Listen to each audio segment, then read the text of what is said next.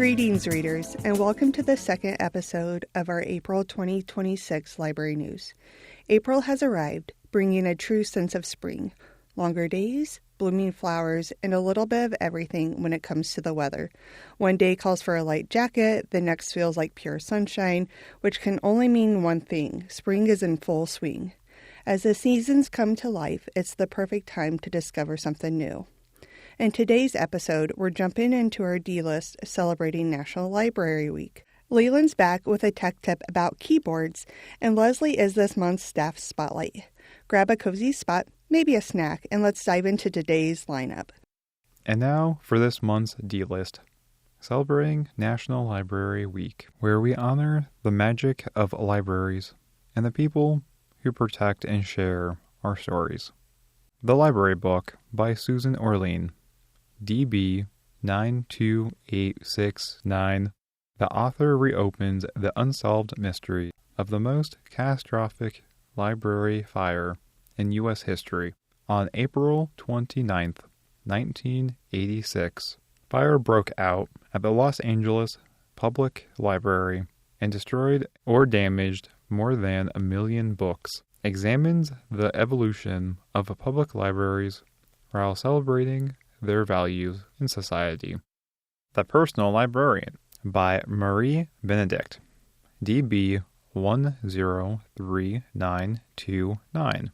In 1906, Belle DaCosta Green was hired by J.P. Morgan to curate a collection of rare manuscripts, books, and artwork for his newly built Pierpont Morgan Library. Belle becomes a fixture in New York City's society, but she is African American, passing as white.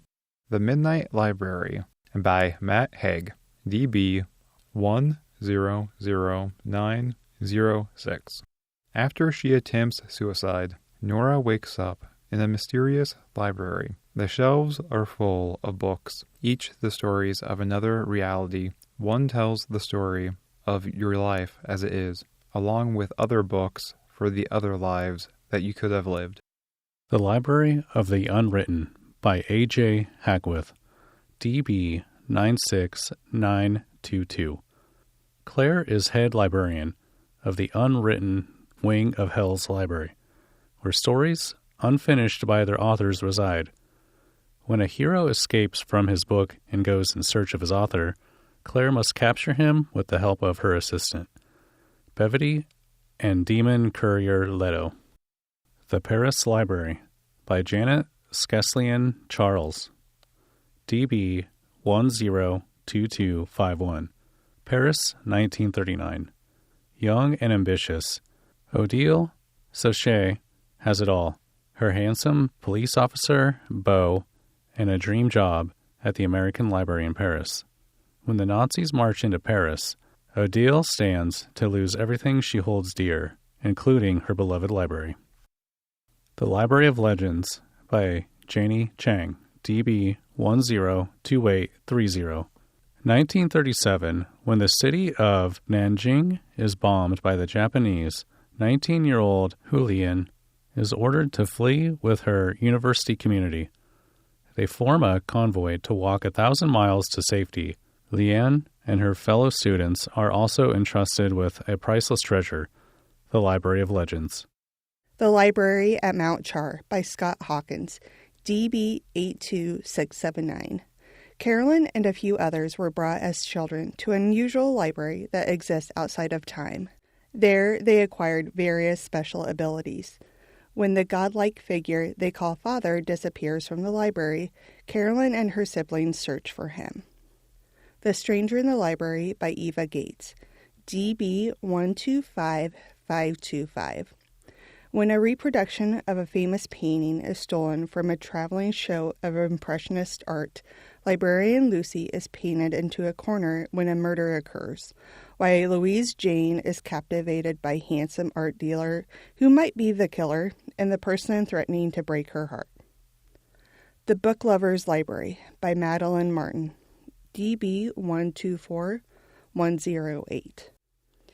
In wartime England, widow Emma, when she's separated from her daughter, seeks solace in the friendships she forms at Boots' Book Lovers Library.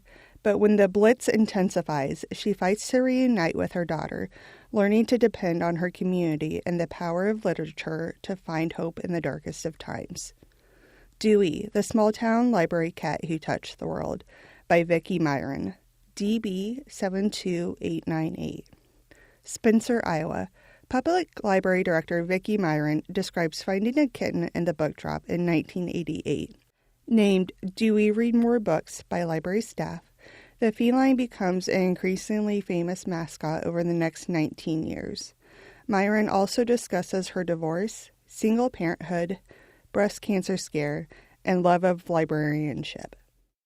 The April magazine of the month is Sports Illustrated. Published 11 times a year, Sports Illustrated delivers expert coverage of international and American spectator sports, highlighting major events, outdoor activities, and the personalities behind them. The publication is accessible via digital download on Bard and digital audio cartridges. Leland here, back with this month's tech tip. Today, let's talk about keyboards, but specifically that mysterious fourth key that is often found in the bottom left corner. This is the FN key, which stands for function. Let's dive in. The function key is a modifier key, much like the shift key. While shift capitalizes letters, the FN key activates secondary commands assigned to the F1 through F12 keys and the arrow keys. These shortcuts allow you to quickly adjust volume, change screen brightness, or toggle modes, like airplane mode. Just as caps lock allows you to type in all caps without holding shift, many keyboards feature a function lock. When active, your function keys will perform their secondary actions by default. This is important to keep in mind if your keyboard shortcuts suddenly stop working. You can usually find the FN lock icon on the escape key activated by hitting the FN plus escape, or located just to the right of the F12 key. And there you go. Now you know a little more about your keyboard. I hope you found this helpful, and I'll catch you next month with another tech tip. Hello, this is Leslie with this month's staff pick. One of the books that I have read recently and just loved is The Correspondent by Virginia Evans, DB 129105. In fact, I loved it so much that I made my book club read it too. A debut novel for the author, the story is told through letters to and from the main character, Sybil, a woman in her 70s living alone. We get to know her through nothing but the letters she's written and received. She's corresponding with family, friends, authors, and literally anyone and everyone. We see her humor, her regrets, her personal feelings, and everything in between. There is also a slight mystery. This novel is packed with emotion and read by a full cast of narrators, bringing the characters to life and delivering authenticity and uniqueness to each correspondence. I was literally laughing out loud at times and then tearing up the next minute. Through Sybil, we explore many important themes and reflections, all of them deep and relevant to everyday life. But at its heart, it's a celebration of life. I highly recommend The Correspondent by Virginia Evans. It is not too late to sign up for PikaBox. You can sign up by calling the library at 515-281-1323 or online at iowalibrary.blog. Each month, participating patrons will receive a cartridge of specially curated books set in that month's Olympic Coast city, and a sticker to stamp the passport they will receive with their first box. PikaBox is designed for patrons 18 years and older. Interested in joining a book club?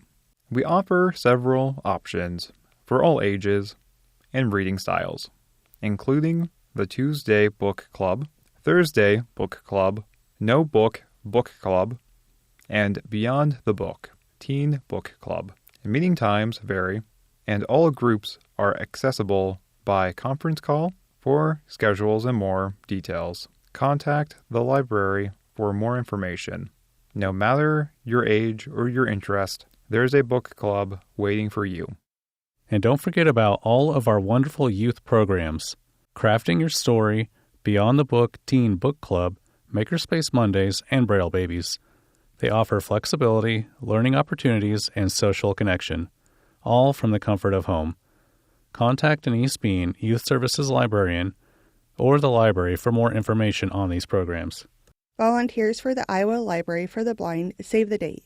The Elizabeth Porowski Volunteer Workshop and Luncheon will be held on Friday, April 24th at the Iowa Department for the Blind.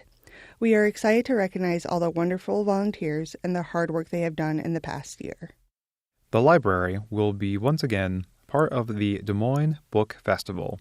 This year's event will be held Saturday, May 2nd at the Franklin Event Center in Des Moines. The library will provide hands-on activities surrounding Braille and Braille literacy from 11 a.m. to 6 p.m. If you are in the area, stop by and say hi. And that All May e-Read will be held on Tuesday, April 28th at 6 p.m. All NLS-related programs, including That All May e-Read, NLS Smart Speaker Sessions, and Many Faces of Bard, are hosted virtually via Zoom.